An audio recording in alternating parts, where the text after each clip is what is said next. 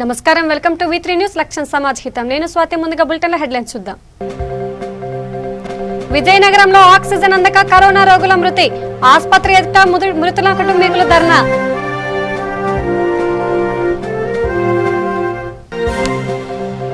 విజయవాడ ప్రభుత్వ ఆసుపత్రిలో కనీస అవసరాలు కరువు ఆందోళనకు దిగిన నర్సులు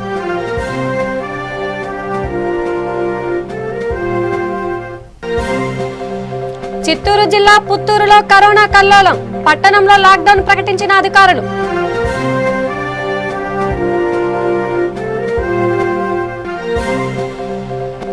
కడప జిల్లా ప్రొద్దుటూరులో దారుణం కుటుంబ కలహాలతో ఒకే కుటుంబంలో ముగ్గురి హత్య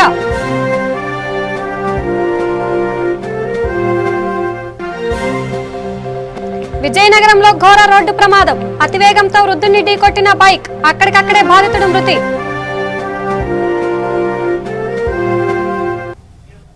ఇక డీటెయిల్స్ చూస్తే విజయనగరం జిల్లాలోని మహారాజా ప్రభుత్వ ఆసుపత్రిలో దారుణం జరిగింది. ఆక్సిజన్ కొరతతో 4 రోగులు ప్రాణాలు కోల్పోయారు. ఆసుపత్రిలో అర్ధరాత్రి నుంచి తీవ్ర ఆక్సిజన్ కొరత ఏర్పడింది. దీంతో కరోనా రోగులను ఇతర ఆసుపత్రులకు తరలించేందుకు సిబ్బంది ఏర్పాట్లు చేస్తున్నారు. మరోవైపు రోగుల బంధువులు ఆసుపత్రి వద్ద ఆందోళనకు దిగటంతో భారీగా పోలీసులు మోహరించారు. విషయం తెలిసిన వెంటనే కలెక్టర్ హర్జవర్ లాల్ హుటాహుటిన ఆసుపత్రికి చేరుకొని పరిస్థితిని పరిశీలించారు. ఆక్సిజన్ అందక ఎవరు చనిపోలేదని వైద్యులు చెప్పారని కలెక్టర్ వెల్లడించారు. ఇతర అనారోగ్య కారణాల వల్లే 2 చనిపోయారని స్పష్టం చేశారు.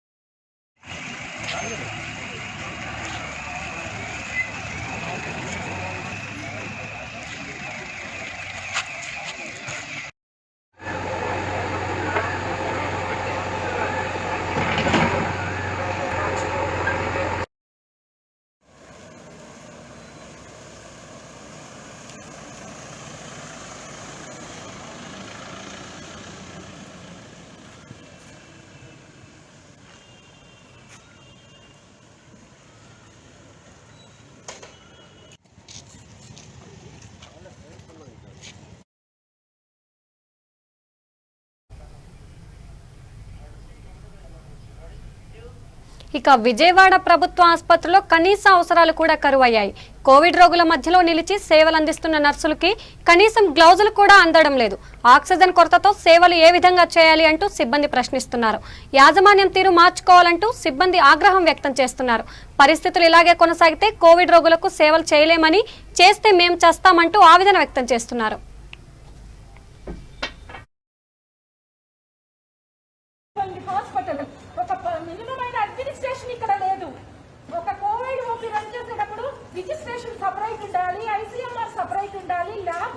ఉండాలి. ఇవన్నీ ఒక దగ్గర రావడం 5 మేము కోవాలని నిలబడి పనులు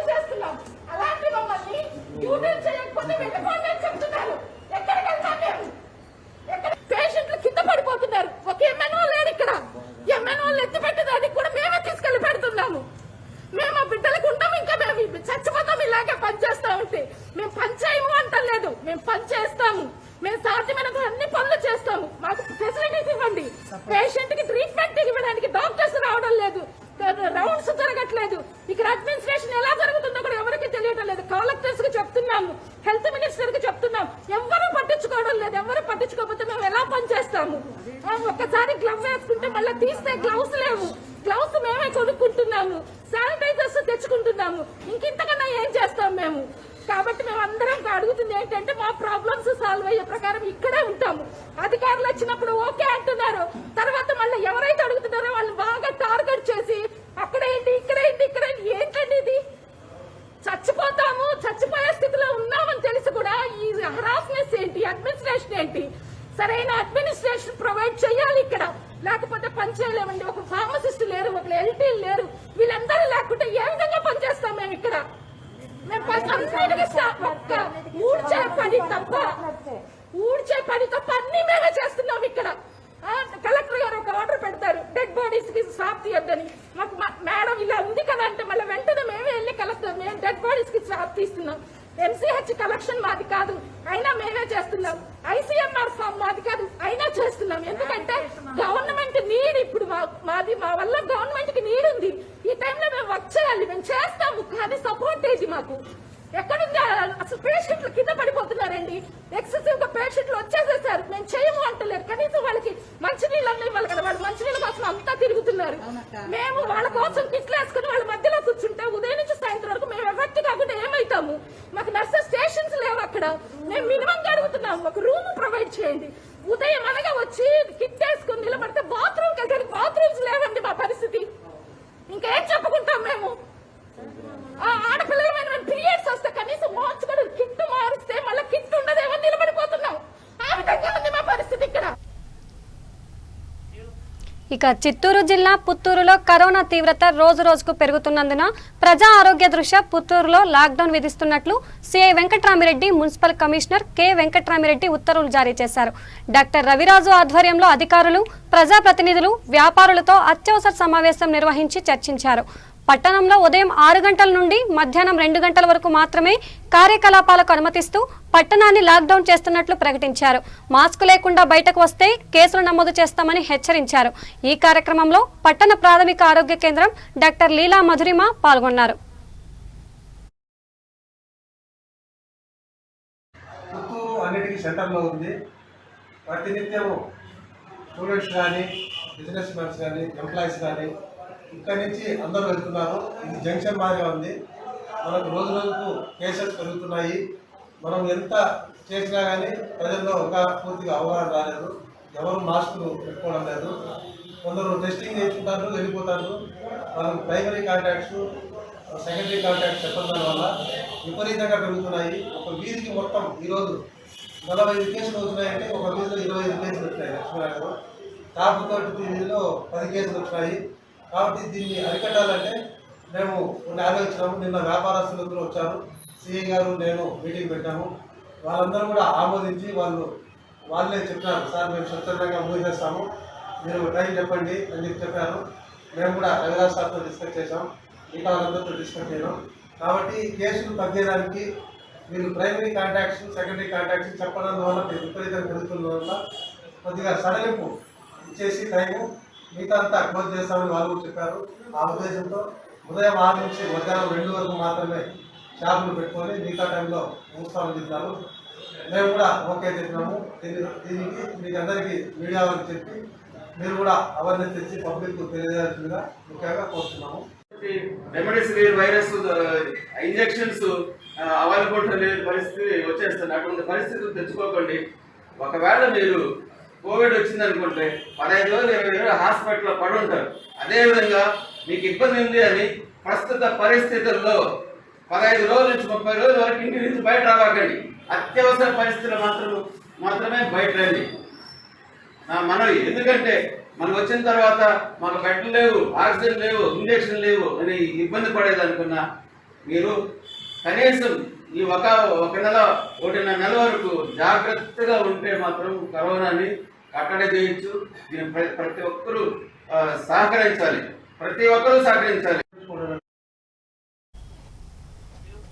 ఇక కడప జిల్లా ప్రొద్దుటూరులో దారుణ ఘటన జరిగింది.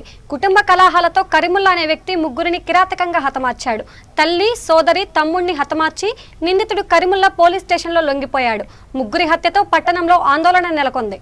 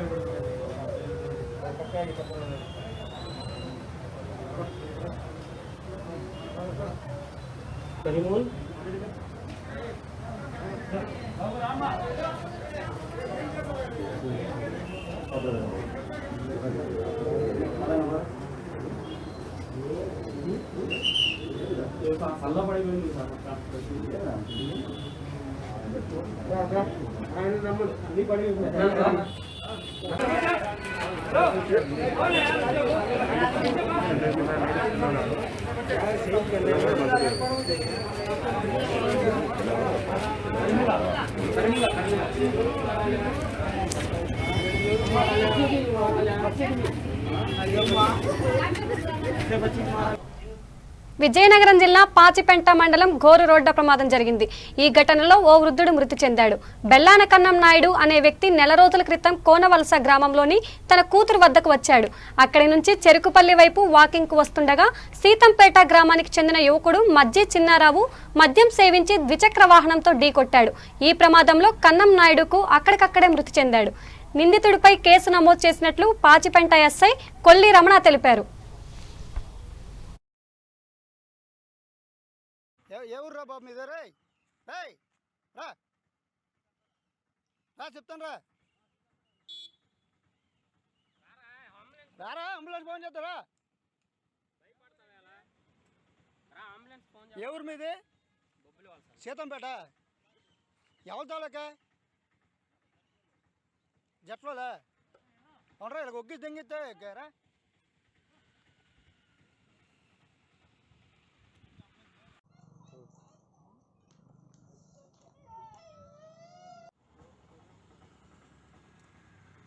ఏ ఊరు భయ్యా మీది బొబ్బులు వలస ఎవరు మీ తాలూకు ఎవరెవరు వచ్చారు అరే బాబు రే రమే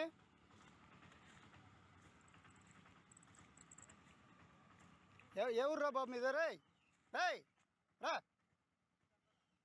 రా చెప్తాను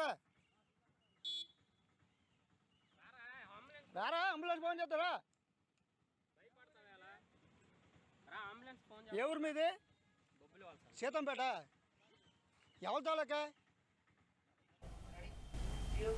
ఇక పశ్చిమ గోదావరి జిల్లాలో ఏర్పాటు చేసిన కోవిడ్ ఆసుపత్రిలో పేషెంట్లకు ఎటువంటి ఇబ్బందులు లేకుండా అన్ని ఏర్పాట్లు చేశామని జిల్లా కలెక్టర్ కార్తికేయ మిశ్రా చెప్పారు. ఏలూరు ఆశ్రమ కోవిడ్ ఆసుపత్రిని ఆయన ఆకస్మికంగా సందర్శించారు. ఆసుపత్రిలో ఏర్పాటు చేసిన సౌకర్యాలను కలెక్టర్ పరిశీలించారు. ఆసుపత్రికి వెళ్లే దారిలో సూచనల బోర్డులు లేకపోవడాన్ని గుర్తించి అధికారులను ప్రశ్నించారు. సూచనల బోర్డులు లేకుంటే పేషెంట్లు ఎలా వస్తారని ప్రశ్నించారు. పేషెంట్లకు ఎటువంటి ఆలస్యం చేయకుండా ఆసుపత్రిలో చేర్పించి తక్షణం వైద్యం అందించాలని ఆదేశించారు.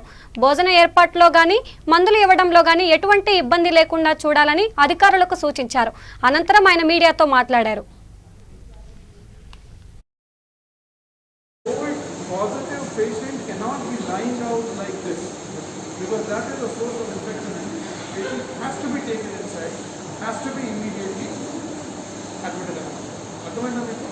ఎట్టి పరిస్థితుల్లో ప్రజలకి ఇబ్బంది మనం కూడా వాళ్ళకి ఇబ్బంది రావచ్చు. మనమేమో ఒక హెల్ప్ డెస్క్ సెటరేట్ చేసి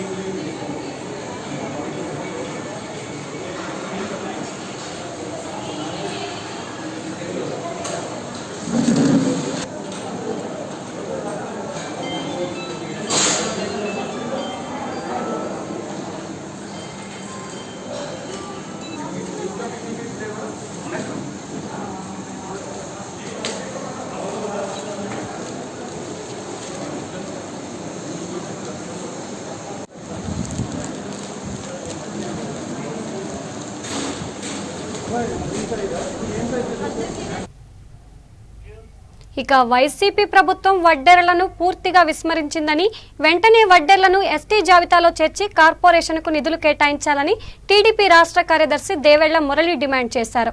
అనంతపురం జిల్లా కేంద్రంలో ఏర్పాటు చేసిన పాత్రికేయ సమావేశంలో ఆయన మాట్లాడుతూ, పాదయాత్ర సమయంలో వడ్డెర కులస్తులను ఎస్టీ జాబితాలో చేరుస్తామని సీఎన్వ జగన్ హామీ ఇచ్చారు. ఇచ్చిన హామీ మేరకు వడ్డెర కులస్తులకు న్యాయం చేయాలని కోరారు.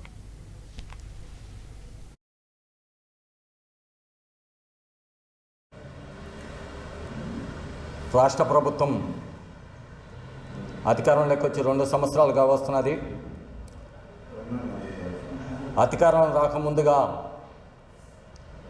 అప్పటికి ప్రతిపక్ష నాయకుడు, ఇప్పుడు ముఖ్యమంత్రి జగన్మోహన్ రెడ్డి గారు వడ్డర్లకి పాదయాత్రలో అనేక హామీలు ఇచ్చారు.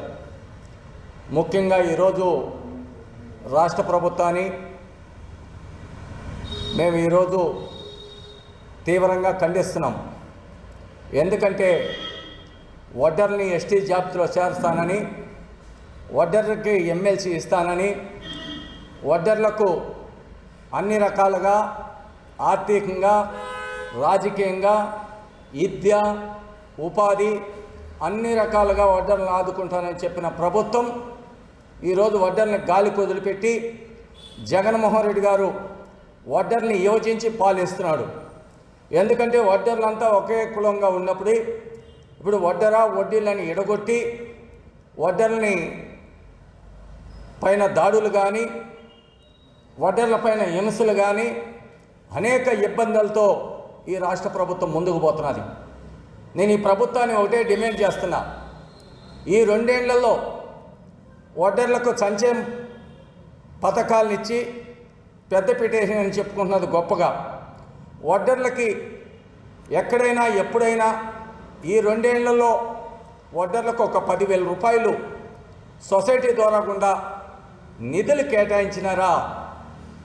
మరి రాష్ట్ర వ్యాప్తంగా ఈరోజు వడ్డర్లు 30 లక్షల జనాభా కలిగి ఉన్నాం.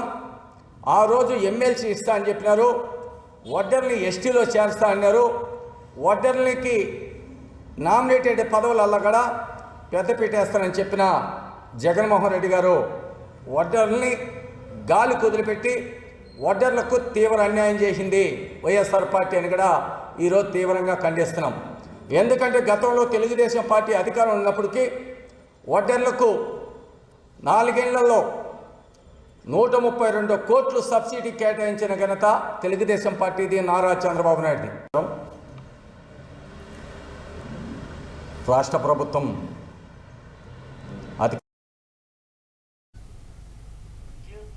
ఇక కర్నూలు జిల్లా ఆదోని ఆర్డీఓ కార్యాలయంలో డివిజన్ స్థాయి అధికారులతో ఆర్డీఓ రామకృష్ణారెడ్డి, డీఎస్పీ వినోద్ కుమార్ సమావేశం నిర్వహించారు. డివిజన్లో కోవిడ్ కేసులు రోజురోజుకు భారీగా పెరుగుతున్నాయని, డివిజన్ నోడల్ అధికారులు జిల్లా నోడల్ టీం సమన్వయం చేసుకుని కోవిడ్ కట్టడికి కృషి చేయాలని ఆర్డీఓ ఆదేశించారు. నైట్ కర్ఫ్యూ కఠినంగా అమలు చేయాలని, అత్యవసర సేవలు మాత్రమే అందుబాటులో ఉంటాయని చెప్పారు. నైట్ కర్ఫ్యూ ఆంక్షలు ఉల్లంఘిస్తే విపత్తు నిర్వహణ చట్టం 2005 కింద కేసు నమోదు చేసిన చర్యలు తీసుకోవాలని సూచించారు.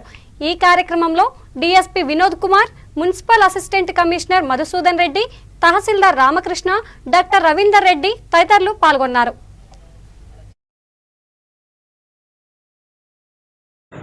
మరి తీవ్రత ఎక్కువగా ఉంది.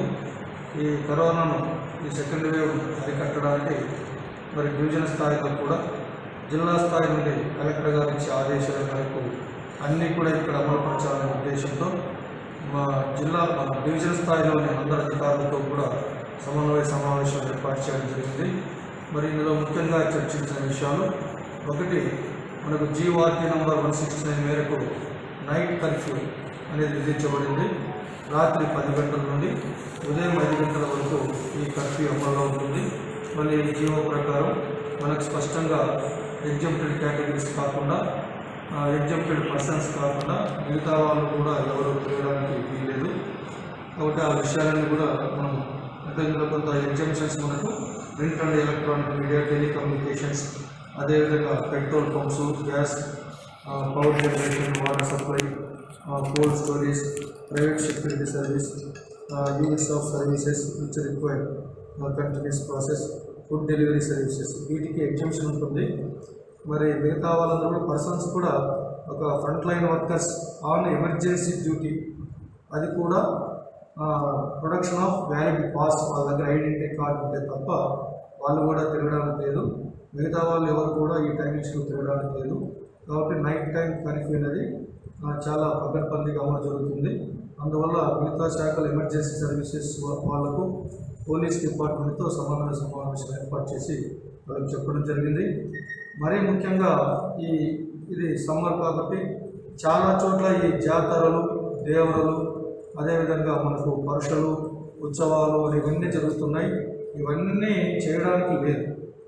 ఇది ప్రజలకు, భక్తులకు, భక్తికి సంబంధించిన విషయం కాబట్టి ఇవి నిర్వహించుకోవచ్చు. నిర్వహణ కేవలం పూజారి లేదా ఒక 5-6 మంది వాళ్ళ ద్వారా ఆ క్రతువులను ఏమి చేయాలనో, రిలీజియస్ సెంటిమెంట్స్ ఏమున్నాయో అవి వాళ్ళు ఉండి కొంతమంది జరుపుకోవాలి తప్ప ఒక 5 మందో 10 మందో జరపాలి తప్ప వందలాది మంది, వేలాది మంది ఎక్కడ ఈ జాతరలు, ఉరుసులు. ఇక గుంటూరు నగరంలో నిర్మించిన గౌడ కమ్యూనిటీ హాల్ ప్రారంభోత్సవం ఘనంగా జరిగింది. ఈ కార్యక్రమంలో రాష్ట్ర గౌడ సంఘం కార్యదర్శి రావుల మణి పాల్గొన్నారు. జిల్లా గౌడ సంఘం అధ్యక్షులు రంగారావు స్వాగతం పలికారు. క్రీస్తుశేషులు రావుల గౌరీనాథ్, నాగరాజు గౌడ కాలనీలో 2 ఎకరాల్లో భూమిని గౌడ కమిటీ హాల్ నిర్మాణానికి విరాళంగా ఇచ్చారని రంగారావు అన్నారు. గౌడ సంఘీయులు సహకారంతో కమిటీ హాల్ నిర్మించినట్లు చెప్పారు. కమ్యూనిటీ హాల్ మరింత అభివృద్ధి చేయాలని కోరారు. ఈ కార్యక్రమంలో కార్పొరేటర్ వజీర్, ఎల్లావుల అశోక్, పామర్తి సాంబశివరావు తదితరులు పాల్గొన్నారు.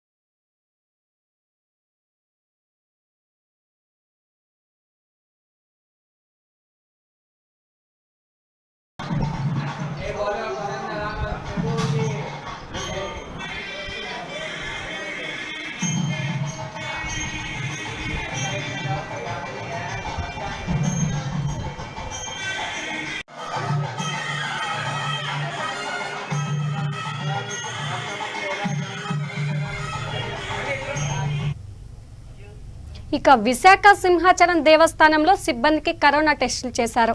ఈ నెల 24వ తేదీన ఓ ఉద్యోగి మరణించడంతో అధికారులు పరీక్షలు నిర్వహించారు. ఈ సందర్భంగా ఆలయ ఈవో ఎంవి సూర్యకళ మీడియాతో మాట్లాడారు. మొత్తం సిబ్బందిలో 8 మందికి కోవిడ్ పాజిటివ్ నిర్ధారణ అయినట్లు చెప్పారు. ఆలయం లోపల బయట పూర్తిగా శానిటైజేషన్ చేసినట్లు చెప్పారు. ప్రభుత్వ ముఖ్య కార్యదర్శి ఎండోమెంట్ కమిషనర్ ఆదేశాలను పాటిస్తూ భక్తులకు అనుమతిస్తున్నట్లు తెలిపారు. భక్తులు ప్రభుత్వ నిబంధనలను పాటించాలని కోరారు. టెస్ట్ చేయించడం జరిగిందండి. టెస్ట్ చేసినప్పుడు ఒక 2 మాత్రము పైన హిల్స్లో ఒక కుక్కకు, తర్వాత ఇక్కడ ఒక స్టాఫ్కి కోవిడ్ పాజిటివ్గా నిర్ధారించడం జరిగింది. కానీ పైన అపీల్స్లో ఇంకా కొంతమందికి వచ్చింది. ఒక 6 దాకా కోవిడ్ ఎఫెక్ట్ అయింది. కాకపోతే దురదృష్టవశాత్తు ఒక స్టాఫ్ చనిపోవడం కూడా జరిగింది. ఆయన 17వ తారీఖు నుంచి లీవ్లో ఉన్నారు, రికార్డ్ అసిస్టెంట్. బట్ 24వ తారీఖు చనిపోవడం జరిగింది. అది పక్కాగా ఇది కోవిడ్ కారణం అనేది మనం చెప్పలేకపోయినప్పటికీ కూడా ఆయన కొన్ని సింటమ్స్ని బట్టి కోవిడ్ వల్లనే ఆయన మరణించి ఉంటారనేది మనం అనుకోవడం జరుగుతోంది. కానీ దీనికి సంబంధించి పూర్తిగా శానిటేషన్ అండ్ ఫ్యూమిగేషన్ పూర్తిగా ఆలయాల్లో కూడా చేయడం జరుగుతోంది. భక్తులకి మాస్క్ లేకుండా ప్రవేశం లేదని చెప్పడం చేశాము. అలాగే శానిటైజర్స్ ఖచ్చితంగా వాళ్ళ హ్యాండ్స్కి ముందరే ఇస్తున్నాము. హ్యాండ్ శానిటైజర్స్ విరివిగా వాడుతున్నాము. అలాగే ప్రిన్సిపల్ సెక్రటరీ గారు, కమిషనర్ గారు ఇచ్చిన ఆదేశాల మేరకి ఏదైతే 6 అడుగుల భౌతిక దూరాన్ని పాటించాలి అన్నది కూడా స్క్రిప్ట్లెస్గా ఫాలో అవుతూ ఇప్పుడు రింగ్స్ కూడా ఫామ్ చేస్తున్నాము. అలాగే 3 లైన్లకి సర్వదర్శనము 100 రూపాయలు, 300 రూపాయలకి విడివిడిగా లైన్లు ఫామ్. బులెటిన్ ముగించే ముందు హెడ్లైన్స్ మరోసారి చూద్దాం. విజయనగరంలో ఆక్సిజన్ అందక కరోనా రోగుల మృతి. ఆసుపత్రి ఎదుట మృతుల కుటుంబీకులు ధర్నా.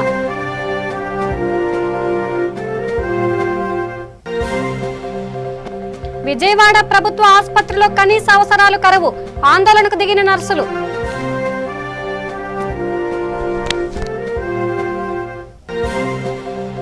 చిత్తూరు జిల్లా పుత్తూరులో కరోనా కల్లోలం. పట్టణంలో లాక్డౌన్ ప్రకటించిన అధికారులు.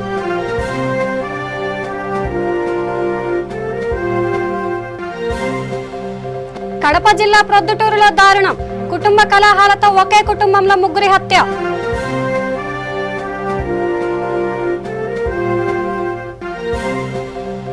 విజయనగరంలో ఘోర రోడ్డు ప్రమాదం. అతివేగంతో వృద్ధుణ్ణి ఢీకొట్టిన బైక్. అక్కడికక్కడే బాధితుడు మృతి. ఇవి బులెటిన్ అప్డేట్స్. చూస్తూనే ఉండండి V3 న్యూస్ లక్ష్యం సమాజ హితం. నమస్కారం.